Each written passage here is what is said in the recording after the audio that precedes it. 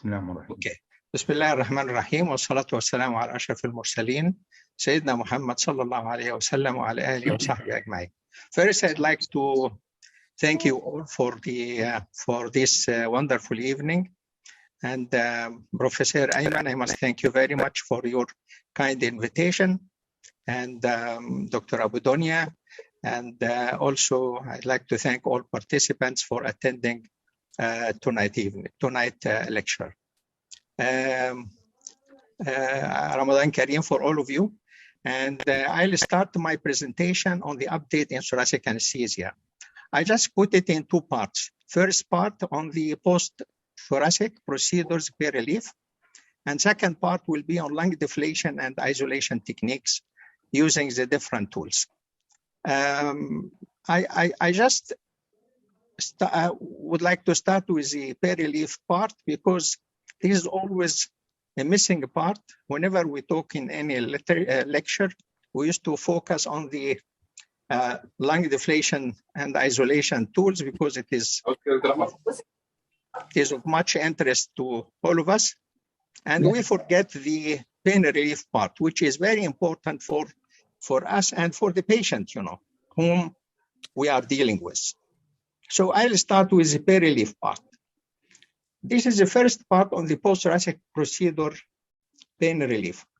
The outline of this part, I'll focus on the pathophysiology of post-thoracic procedure pain, factors influencing pain after thoracic surgery, analgesic techniques, and I'll summarize it.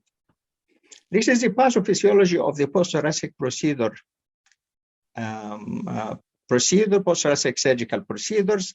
As you know, the nociceptive receptors are stimulated by many things. There are so many areas which elicit pain in thoracic surgery: skin incision, muscle division and retractions, ribs retraction and fracture, ligaments which are going to be stretched by the retractor, dislocated costochondral joints, injured intercostal nerves, incised pleura, chest drains and pleural blood. The mechanism of transmitting the pain in thoracic procedures, stimuli comes from chest wall ribs pleura via the intercostal nerves, pericardia mediastinum via the phrenic nerve, lung and mediastinum via sympathetic nerves, and shoulder pain, which is commonly due to the position of the patient via the brachial plexus. These are the source of pain where it comes from. Consequently, ventilation is adversely going to be effective. Passive expiration become active. FRC fall below the closing capacity, leading to atelectasis, shunting, hypoxemia, limited deep inspiratory cough impairment, and sputum retention. So all of these can lead to disturbance and respiratory dysfunction at the end of surgery. The factors which influence the pain after thoracic surgery are the following: preoperative preparedness of the patient, opioid tolerance, preemptive analgesia, sex, male versus females, age, psychological factors, and on top of these factors is the surgical approach. Many surgeons are doing it in different procedures and different techniques: sternotomy, VATS versus open thoracotomy, and open thoracotomy, posterolateral incision, muscle sparing or muscle cutting incision, and the one which is a very wide incision, either the clamshell like this one, or the modified clamshell like this one. This is a recent one, mediastinal mass, where the surgeon has to go in the sternotomy as well as right thoracotomy. But before going through, I just wanted to show you this muscle sparing incision, which was introduced by our colleague in our department. And he is doing that by separation of the latissimus dorsi and the serratus anterior, so it doesn't cut the muscles, though it takes much more time, for the incision, but definitely it has a value in minimizing pain post-operatively. I like this slide because it shows you the different drugs and different site of action of each.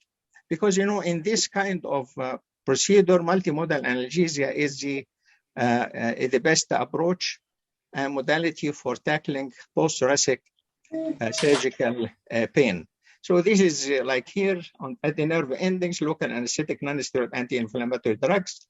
Primary afferents, local anesthetics work. Dorsal ganglion, local anesthetic alpha-2 agonists. Descending noradrenaline, serotonin, and inhibitory fibers, opioids, alpha-2 agonists, tricyclic antidepressants, serotonin inhibitors. This is how where they work.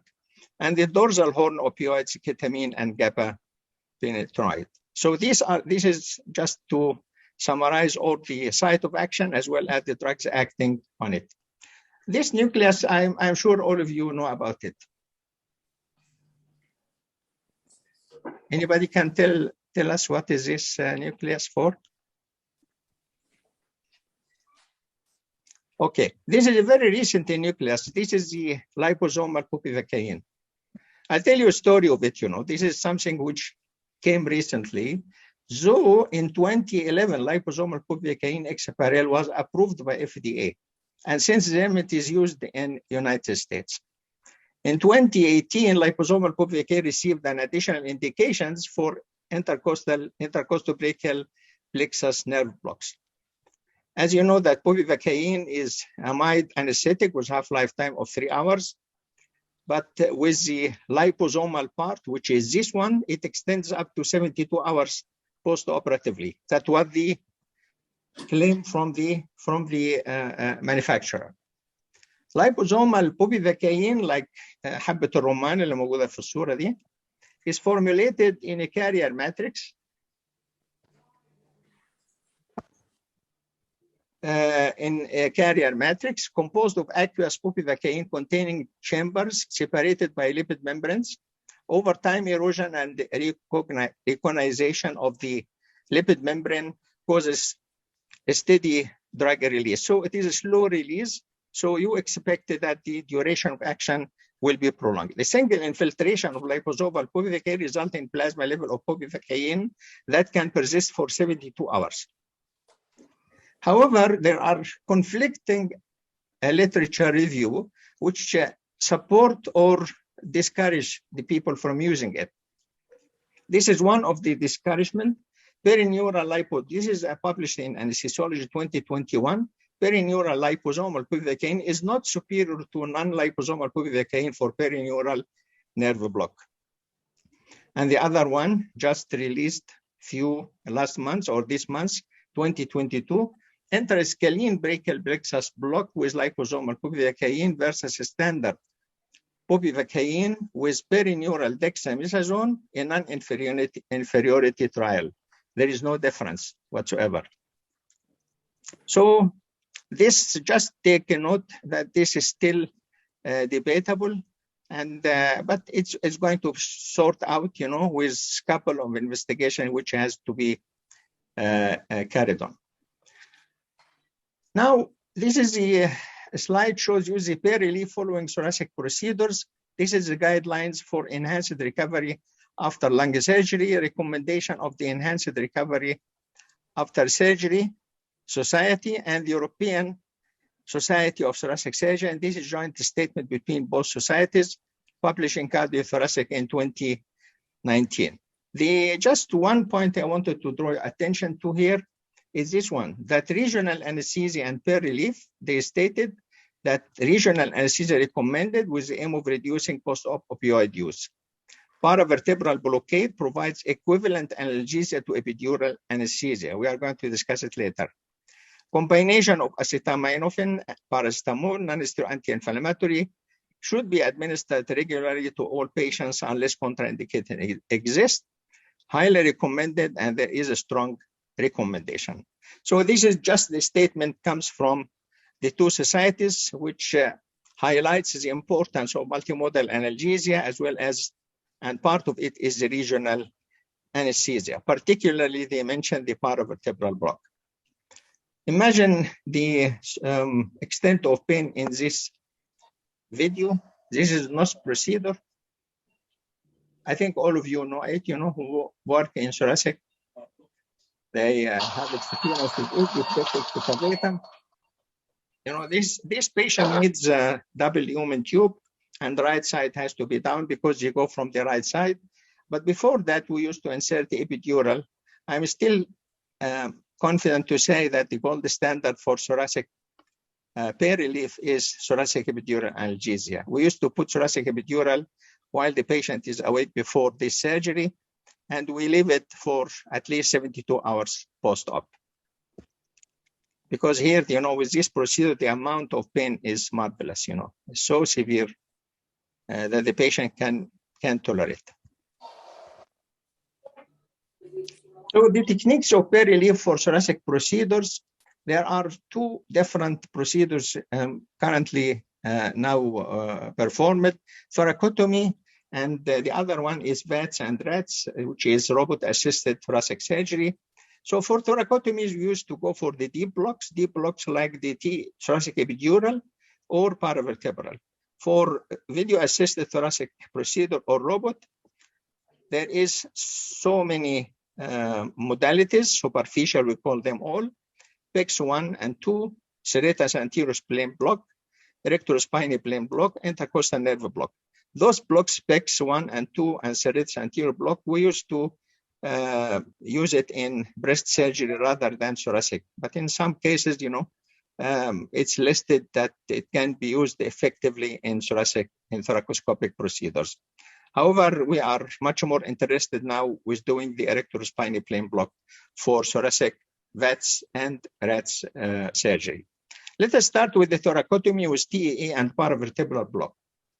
These are two deep blocks. Here there is a review article on 2006 comparing the analgesic effect of side effects of paravertebral block versus epidural block for thoracotomy.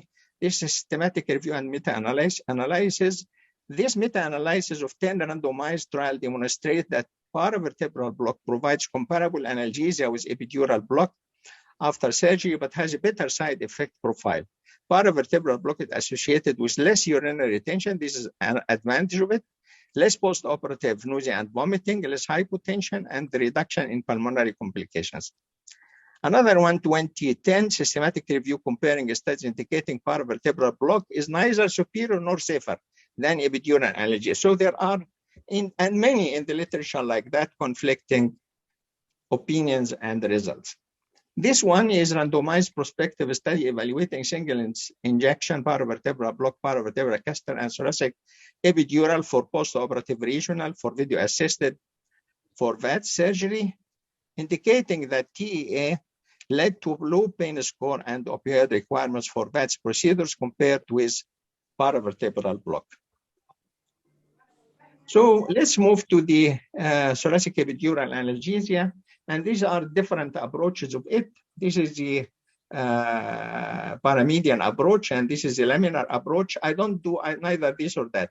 In my practice, I used to do this one, which is a midline approach, and then incline the needle around 30 degrees to the back of the patient, look cephalid, you know, and then I push it until piercing the ligamentum flava and having a loss of resistance. So this is my favorite technique, and I used to do it while the patient on lateral position. I never did it in while the patient is sitting position. This is a thoracic approach, and this is how it's been done.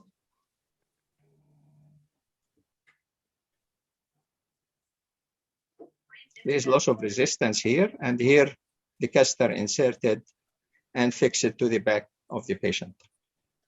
This patient is on the lateral position. Then we move to the paravertebral block. Paravertebral space is triangular space between the posteromedial border of the vertebra, as well as the pleura and the costotransverse ligament, superior and inferior. So this is the space where the spinal nerve passing through. And in this picture here of ultrasound, you can see this is a costotransverse ligament, and this is the pleura. And this is a paravertebral space, and this is the transverse process which should be seen on the screen. So this is how we do it. Also the patient on the lateral position. And this is I used to do it here at the end of surgery, actually, with caster insertion. This is the setting. And this is the how it's being done. Now this is the needle. Are trying to fetching the space. There's a tip of the needle as shown here, and we are trying to go into this area where the paravertebral space. And then after injecting it, like this one, you will see after injection, the positive sign in paravertebral block is the down placement of the pleura. The pleura is going to be pushed down. And this is significantly good sign for successful block. And then we put the catheter.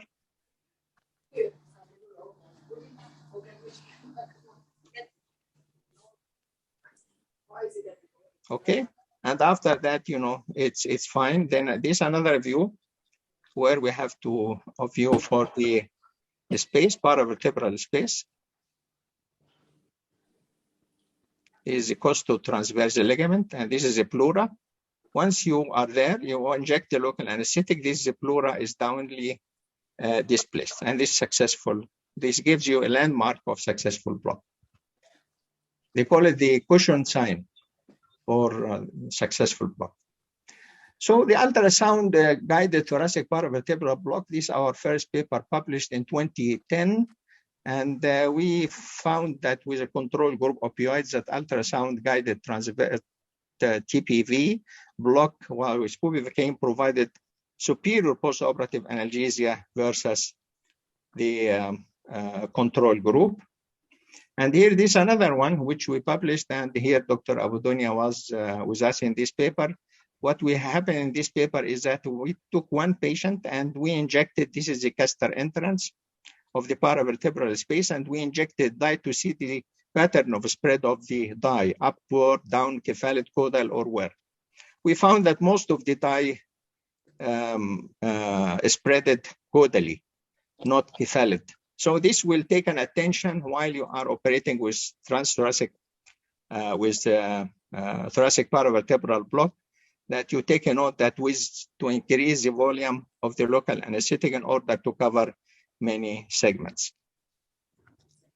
So let us move to the other one, which is superficial blocks, which is the back 1-2 erectorospinal plane, serratus anterior plane block, and the intercostal nerve blocks. You are going to focus on those things, you know, here in this. This one is very important. You know, this describes all the superficial blocks which we are having. So the back 1 or pectoral nerve block between pectoralis major you inject and the pectoralis minor, and the back 2 is the back 1 plus deep injection to the pectoralis major and superior to the serratus anterior here in this space. As you see, this space, the intercostal nerve passing here through, so it can lateral intercostal cutaneous nerves, anterior posterior branches can be tackled. And the serratus anterior, there are 2 blocks here can be done, either superficial here or deep to it. Also, this is just to make sure that all these intercostal nerves with its branches can be blocked. The third one, which is erectorospinal plane block, which is the most favorite in thoracic procedures, is this one between the transverse process here and the muscle, which is erectorospinal plane. And we'll show you in a minute how we put how we do it. So this is the erectorospinal plane block. As I said, you know, this is the one between the transverse process and the muscle itself. As you see here, the spinal nerves passing through this space, which can be blocked when the local anesthetic come in. And this is how we do it. This is one of our patients. Usually, this is the transverse process, which is shiny part here. And this is the level which we wanted to go in between the transverse process and the muscle, erectorospinal muscle here. And you will see now how it's going to be separated from the transverse process.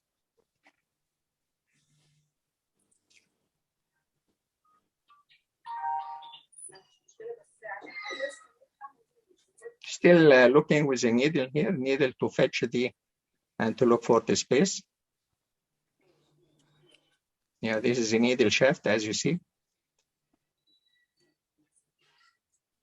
Yeah, here we see now the separation. This is the muscle up and this is the transverse process. So it's going to be successful block as well. So to summarize this part, the preoperative preparedness of the patient is important for successful pain relief post-thoracic procedures. Assess, discuss the options with the patient, regional analgesia techniques, TEA, paravertebral block, and others. Intraoperatively, TEA, paravertebral block, rectospinal block, either bolus or infusion. Muscle sparing incision. This depends on the experience of the surgeon. Post-operatively, TEA, paravertebral block, rectospinal continue for 2 to 3 days. Post-op, consider multimodal analgesia with other medications as well as combined with the regional blockade. So this is the summary of the first part.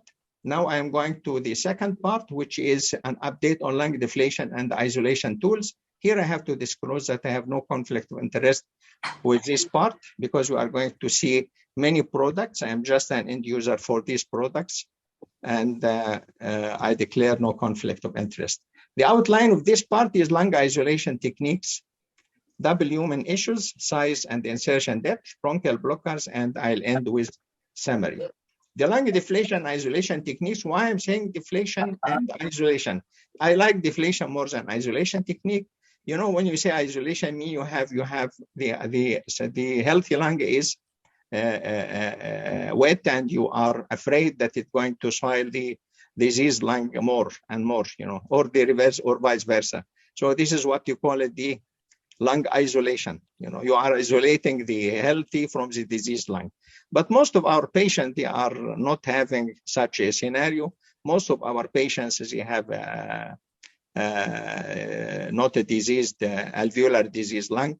So therefore, I prefer the term lung deflation techniques rather. The techniques is either from without, I classified in two parts, from without or from within. From without means that I'm not using the tracheobronchial tree. From within, using the tracheobronchial tree. From without, we have developed this one, which is single human tube and capnothorax, and mainly we used it for cases of bilateral thoracoscopic procedures. This is the one which we introduced in our setting, and we have so many, you know, publications on that describing the technique. In short, the technique description is that we use a single human tube, intubation trachea with single human tube. And at the time of inserting the varus needle and the trocar insertion by the surgeon, we stop ventilation for a while.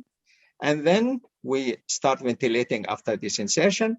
And the surgeon, through the varus needle, start to put some CO2 insufflation. But the pressure on the right side of the procedure should not exceed 8 to 10 millimeter mercury intrathoracic pressure. And on the left hemithorax should not exceed 6 to 8 millimeter mercury. And this is very important figures because if it exceeds, you know, like, you know, the some of the surgeons initially they start to have it as 15. You know, 15 is more than the intrathoracic or central venous pressure. So patients can arrest, you know, easily. So it has to be like that. Otherwise, you know, you have to be very careful and look at the insufflator in order to make sure that it is around these two figures, either right side or left side. The tidal volume will be a minimal tidal volume, 6 milliliter per kg respiratory rate. And then after the end of surgery, either they clip or they cut the sympathetic chain.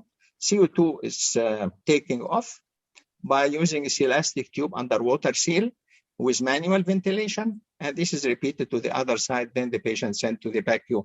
Maybe you used to have the chest X-ray in the PACU or not. It depends on the patient condition. But usually we don't do as a routine chest X-ray post-op. This is the without technique, single human and capnothorax, and we feel comfortable using it for those patients like sympathectomy patients, which is done bilaterally in one session.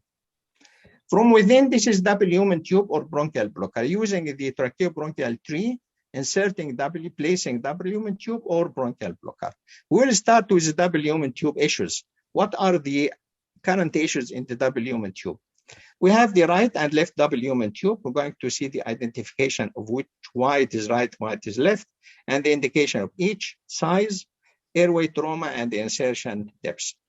Right and left identification, as you see in this picture, this is basic, pictures for our trainee.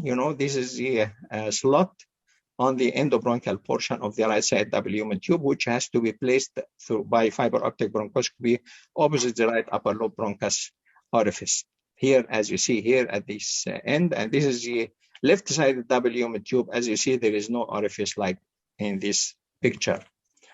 The indications for the right or left, most of our cases, we are doing it with the left side double lumen tube, but there are certain conditions where the right side double lumen tube is mandatory, like the left main stem obstruction or intralumen tumor in the left main bronchus, left main stem sleeve resection, left tracheobronchial disruption, anatomic distortion making left main bronchus intubation difficult, thoracic descending aortic aneurysm, or left pneumonectomy.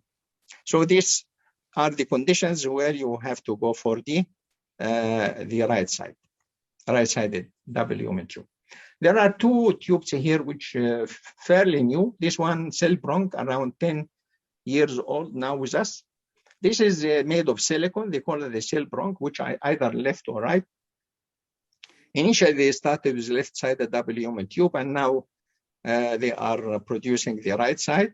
The important thing in it, this is not a PVC tube, so it is a bit expensive than the PVC double lumen tube.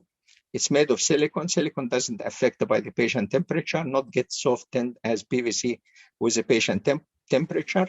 And also, it has a reinforced tip here, which make it less traumatic to the tracheobronchial tree. Besides, the silicone is inert. It doesn't have any effect on the tracheobronchial irritation. We'll show you later how we insert it. And this is another one which came 2 years back. This triple lumen, they call it triple lumen double lumen tube anchor. Accessory here, the third lumen is this one, which is on the shaft of the endobronchial portion. And this one has to be inflated with 6 cc air. And once you insert it, this will be anchored to the right tracheal wall, and you push it. So immediately the left endobronchial portion will go to the left side. There is no chance that the left the left double lumen tube goes inadvertently to the right side. And this is the idea of having this third lumen. I'll show in a minute how it works.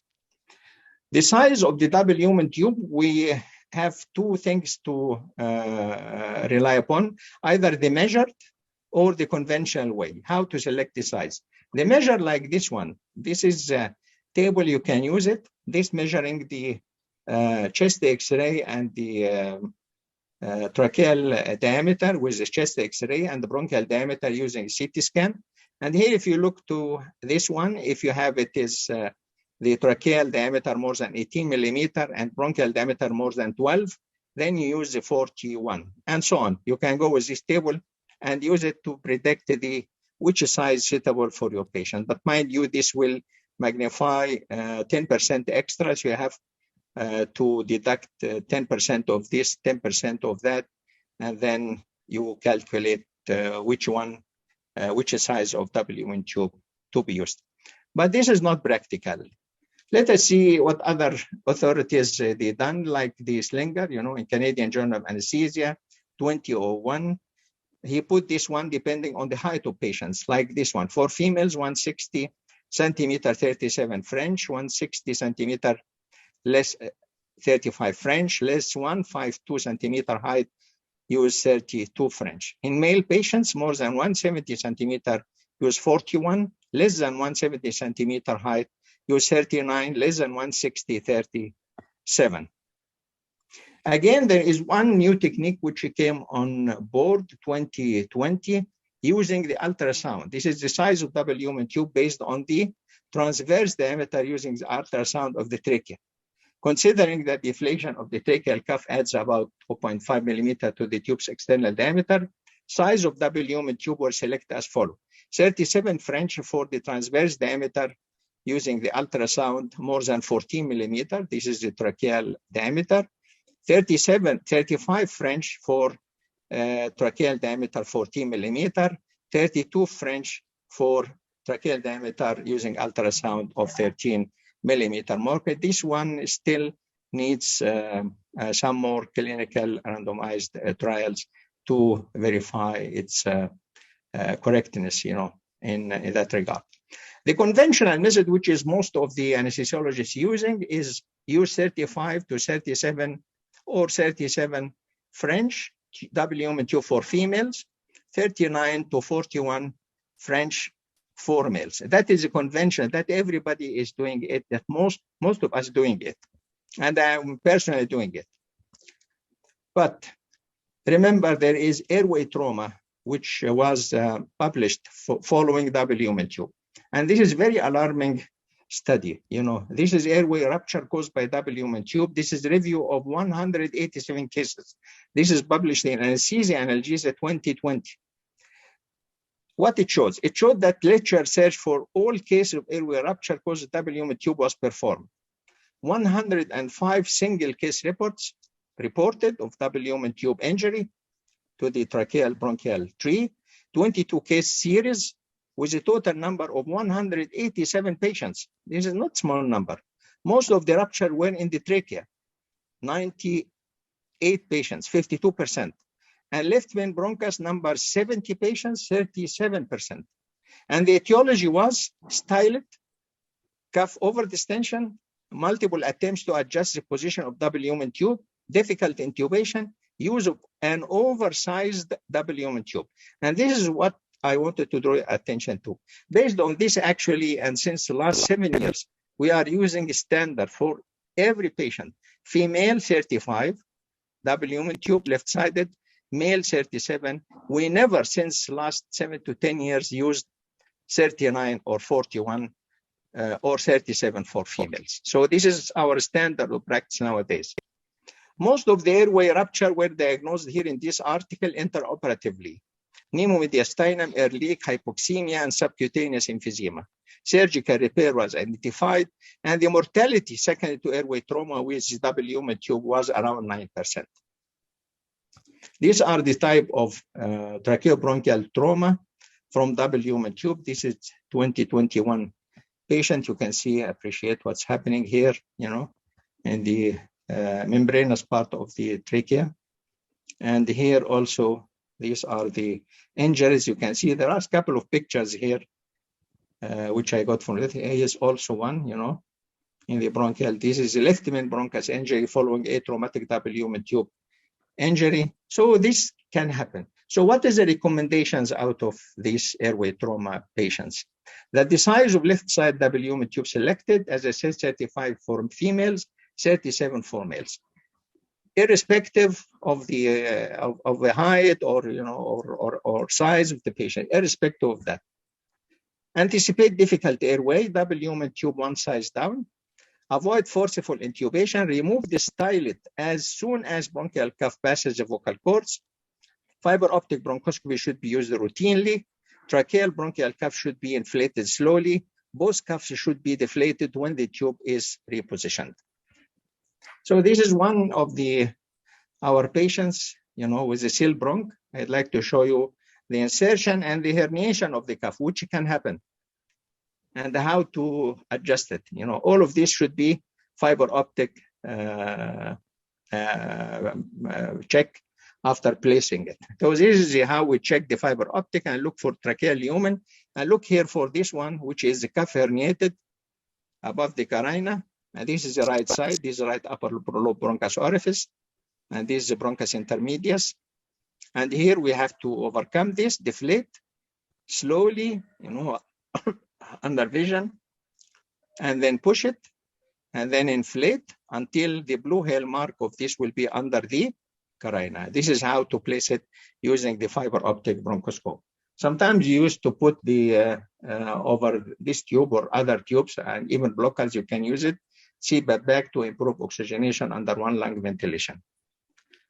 This is the one which I show you. This is the triple lumen tube. Just I'll show you how we insert it. This is the tube with the two lumens, tracheal and the bronchial. And this is the third lumen, which is the green one, which accommodate 6 cc air.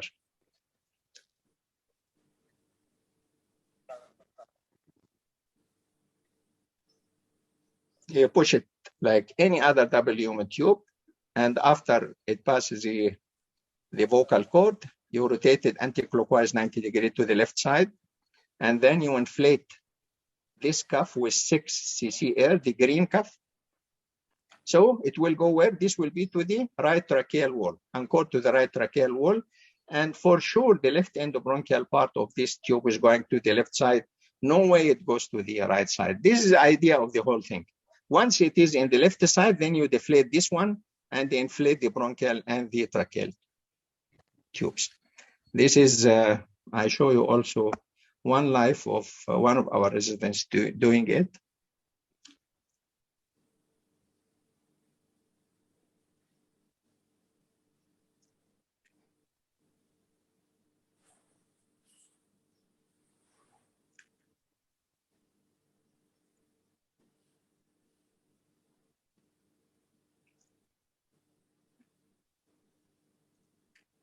You insert it as usual, and then you rotate anti-clockwise 90 degrees, and you remove the stylet. All of this, you have to take care of, take a note to avoid any airway trauma. Then you inflate the green cuff with 6 cc air. And you push the tube until there is resistance, means that the cuff, which is the green cuff, is anchored to the right side, right main bronchus. So it's not going further. And this is a good position. Then you fix it. You remove this 6 cc air and you inflate the tracheal and the bronchial cuffs, connect the patient to respirator, and start verification using the fiber optic bronchoscope. The insertion depth is another issue of double lumen tubes. There are certain formulas comes in the market. One is by Brodsky 91, Bank 90, Chow 2002, Takeda 2003, and Lin 2016. Those are the 5 formulae which are available, and each one of them has his justification in the literature. In one of our articles, we studied 41 adult patients and trying to see any predictive formula which is different from those ones suitable for our patients, because not all the patients in Asia and Africa and here or there they are alike. So we saw that let us see what is in our patients, how they will look like. So 41 patients, adult patients, we came with this formula which we published. This is our formula now. This is the one which we are adopted and we are using it now. So, and this one was verified with this paper on efficacy of height-based formula to predict insertion depth of left side double lumen tube, this prospective observational study, which published in 2020 in Anesthesia Intensive Care. And we find that it is the success rate 70%. And if you add 12% more to it, because there is no obstruction secondary to use of this formula to the left main bronchus or right main bronchus, so it comes to around 82% success rate. So we consider it a valuable formula to use. And now we are conducting a major study on 100 patients in order to make another verification of this formula. But I am sure that this formula works well.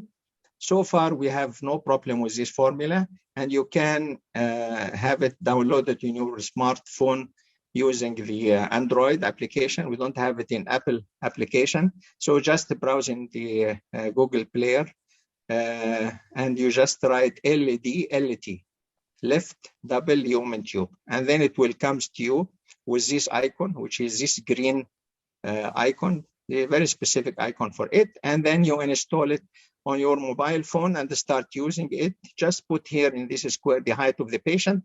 And if you say OK, it will give you the insertion depth, which is measured from the corner of the mouth, 27 centimeters, like this patient, from the corner of the mouth for 170 centimeter height patient. This is how we use it. I'm sure you will enjoy using it. If you don't have this application on your smart phone, you can use this smart calculator. Just put this formula and start using it. You will, I'm sure you will be very happy using it. So let us move to the other thing, which is bronchial blockers. We have two types of bronchial blockers to use, the independent blockers and dependent. Dependent blockers, we have the TCP, torque control bronchial blocker, which is univented tube or Eno tube. This is the inventor. He is a thoracic surgeon from Japan. And the independent blockers like wire-guided endobronchial blocker, Arnold tip deflecting endobronchial blocker, Cohen, uniblocker from Fuji, and is blocker. We'll see the dependent blocker. Why we call dependent blocker? Because the blocker is fixed to the anterior shaft of the single lumen ET tube. You cannot bring this out. So that's why you call it dependent blocker. It is a torque control blocker, univented tube with different sizes. Even we have a pediatric size, but size, the lowest one, which is 3.5, used for a 6-year-old patient, pediatric patient. This is how just display a video, how to use it.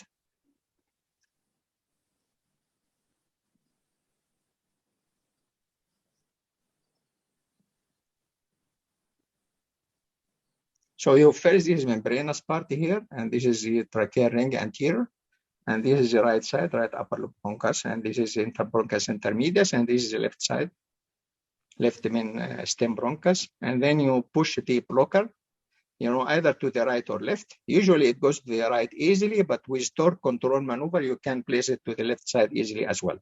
And then you inflate the cuff. It accommodates from high volume, low pressure, 7 to 10 cc.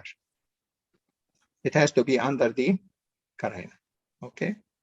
This under fiber optic bronchoscopy, it should be. Independent blockers like wire endobronchial blocker, Arnold blocker, like this one, it has a 4-way adapter. All these independent blockers, they have 4-way adapter, one port for the respirator and one port for the fiber optic bronchoscope, and this one for the blocker to pass through, and this one connected to the caster mouth of a single lumen tube. Usually select the highest possible single lumen tube size. Usually I go for size 8, or in some cases 8.5 millimeter, single lumen tube. Then this is how we use it. This is in adult, and this is a pediatric patient. This is a tip deflecting blocker, Cohen blocker. It has tip deflection here, and an arrow which shows you that you are going to the right main or left main bronchus. This also can be used. This is a Fuji blocker. They have this one. We have a sizes, either pediatric or adult size. This also has tip deflection here, like the hockey stick, they call it. So this is how you identify it. So this one is a recent patient 2 weeks back. I've been called by a pediatric anesthesiologist who they are doing these pediatric thoracic cases. This 5.5-year-old female for thoracoscopic post-mediastinal mesosection. And what we have done here, we have used the Fuji blocker, the small size 5 French. We passed it extraluminal and then followed by the tracheal tube, as you see here. This is the E-scope, which we used to do it frequently. After we visualized it, we pass this one inside is the Fuji blocker, small size. Then followed by the tracheal tube.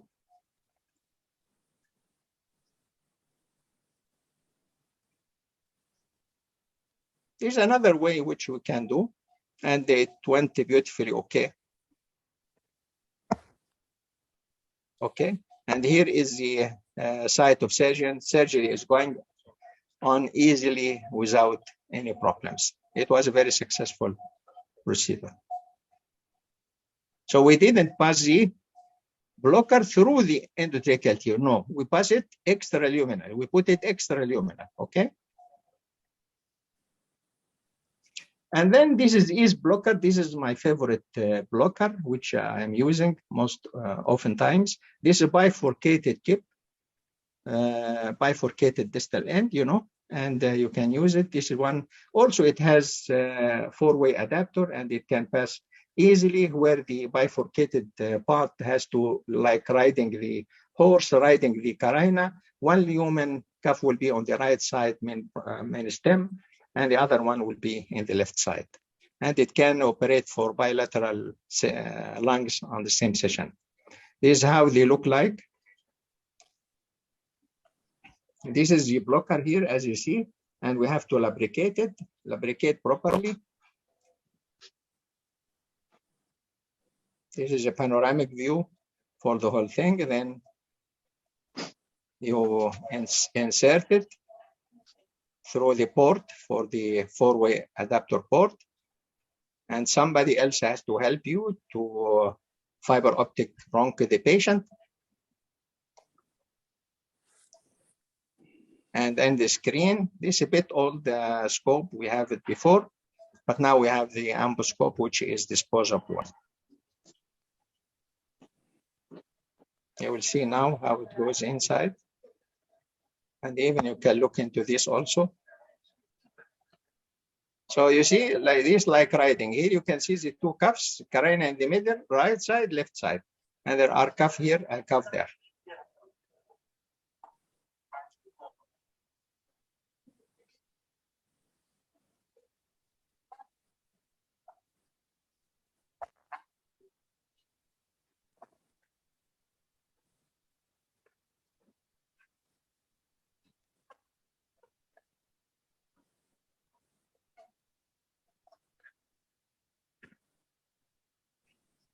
This is how it looks like here. I show you just how to ride the carina.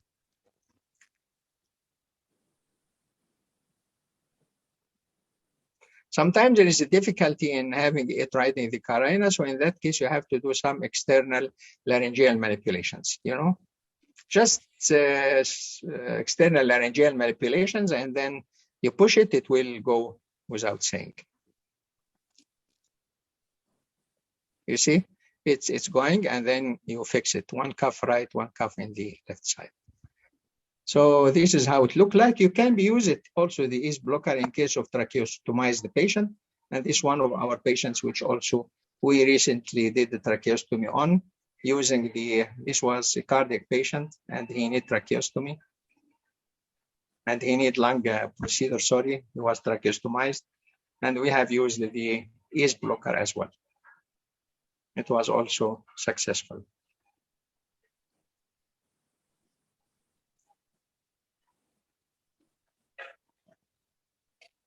So this is a four-way adapter inserted, then one port for the blocker to insert, and the other port, the other one for the fiber optic bronchoscope to check its placement. You have to have two good assistants with you, one for the fiber optic and one for the fiber optic. Actually, in the thoracic theater, you have very good assistants, you know, even from the thoracic surgeons. They know what you are doing, by the way. Most of thoracic surgeons, they are familiar with these techniques and these procedures. And I used to tell my fellows and residents that the best chapter written ever is from the textbook of thoracic surgeons, written about anesthesia and lung isolation.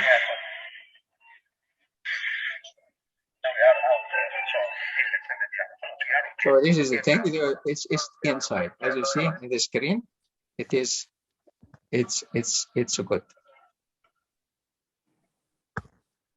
So just put it in this table, the whole blockers, the Arnold blocker, Cohen blocker, uni blocker, is blocker size. These are different sizes, usually from 5 to 9, you know, French sizes, and this shape of balloon, and this is a tracheal tube, you know, largest possible tracheal tube you can use first, and then you can insert the blocker easily. The diameter of the lumen, the least diameter is 1.4 millimeter in Arnold blocker, Cohen blocker 1.6 millimeter diameter of the blocker, 2 millimeter blocker. Do you expect that these small lumens, you know, that the deflation of the lung will take a long time? So once you insert it, start to block, you know, inflate the balloon and start to block the lung and open the lumen to the air to deflate the lung. And then even you can speed the deflation, because most of our procedures now thoracoscopically, so the surgeon didn't much take time to start his surgery. How to speed deflation of the operated lung using bronchial blocker? Disconnect the patient from the respirator, and then deflate the pilot cuff, which is the bronchial cuff, wait for 10 seconds, inflate the pilot cuff, connect to respirator, repeat this twice supine and lateral decubitus. This will speed the deflation, so the surgeon is not going to complain about it. This is the board, all which I'm using it for teaching of our fellows and residents. So in summary of this part, average anesthesiologist should master ABC, so should master the airway, the bronchoscopy, and how to read chest X-ray and CT scan, double human tube size, insertion depths. Try to use a formula. You'll be very happy with it, I'm sure. One type of bronchial blocker to master is more than enough. Either the Arnold blocker, I feel better, either Arnold blocker or the EASE blocker. All of this is available in this issue of a special issue of thoracic anesthesia in Saudi Journal Anesthesia, and it is free. You can download any article for free. This published September 2021. This is our fellowship program, which was established 2016. And these are our fellows. These graduated, 3 so far graduated. One is this one, Dr. Musab is F2, Dr. Malik now is F1. So they are will be graduated soon. This is a workshop which we established in 2003 on thoracic anesthesia in Riyadh. We did so many workshops in Riyadh, also 2004. This in Paris. This is our late Professor Mohammed Gamal, who has passed away recently. I just put it for memorandum here in one of the slides. And Professor also Anis Baraka, who passed away for last year also. So God bless both of them. So this is Riyadh 2004 workshop. This is in Paris. We introduced it 2004. And then in 2004 also in Riyadh, 2005 in Riyadh. Here Peter Slinger with us, you know, he was doing it. And here Professor Naguib here also passed away. God bless him. In Luxor and Asyut University 2005, we did one workshop over there. And here in Riyadh again with Khathir Campus. He is very eminent thoracic anesthesiologist from Ottawa, Canada. And this Edmund Cohen, you know, the inventor of the Cohen blocker, you know, one of the workshops in 2008 in Germany, European Society of Anesthesiologists. In Oman, 2007, we did also one workshop. In Cairo, February 2007. In Cape Town, also 2008. In Riyadh, March 2012. In Cairo, April 2012. In 2013 in Riyadh again, 2014 in Riyadh, and 2014 in Medina Munawwara 2014. And here in conference in Riyadh 2018. And the last one was in a thoracic workshop for our residents, March 2021.